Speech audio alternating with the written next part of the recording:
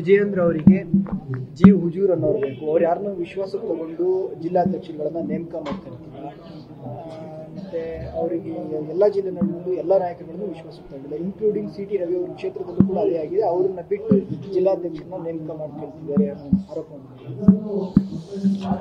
Doctor Sudhakar ಅವರಿಗೆ ಭಾರತೀಯ ಜನತಾ ಪಾರ್ಟಿಯ ಸಂಘಟನಾ ಜಾಲವನ್ನ ಹೇಗೆ ಹೆಣಿತಾರೆ ಅನ್ನೋ ಕಲ್ಪನೆ ಇಲ್ಲ ಅವರಿಗೆ.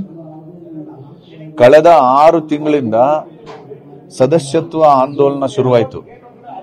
ಅದು ಸಂಘಟನಾ ಪರ್ವದ ಮೊದಲನೇ ಹಂತ. ಸದಸ್ಯತ್ವ ಮುಗಿದ ಮೇಲೆ ಸಕ್ರಿಯ ಸದಸ್ಯತ್ವವನ್ನ ಮಾಡುವಂತ ಪ್ರಕ್ರಿಯೆ ಶುರುವಾಯಿತು.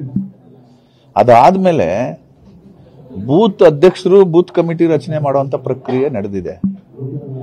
ಯಾವ್ಯಾವ ವಿಧಾನಸಭಾ ಕ್ಷೇತ್ರಗಳಲ್ಲಿ 60% ಹೆಚ್ಚು ಬೂತ್ ಕಮಿಟಿಗಳಾಗಿದೆ, ಆ ಬೂತ್ ಕಮಿಟಿಯ ಸದಸ್ಯರೆಲ್ಲ ಸೇರಿ ಅಧ್ಯಕ್ಷರೆಲ್ಲ ಸೇರಿ ಮಂಡಲ ಅಧ್ಯಕ್ಷರನ್ನ ನೇಮಕ ಮಾಡ್ತಾರೆ.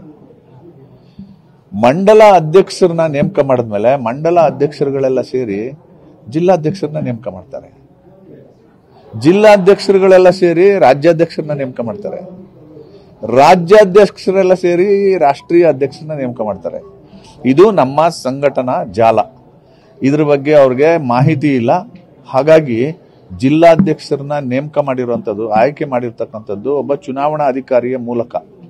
ಗೊತ್ತಾಯ್ತಾ? ಇಲ್ಲಿ 3 ಜನ, ಪ್ರತಿ ಜಿಲ್ಲೆಯಿಂದ 3 ಜನರ ಹೆಸರು ನಾಮಿನೇಟ್ ಆಗಿರುತ್ತೆ.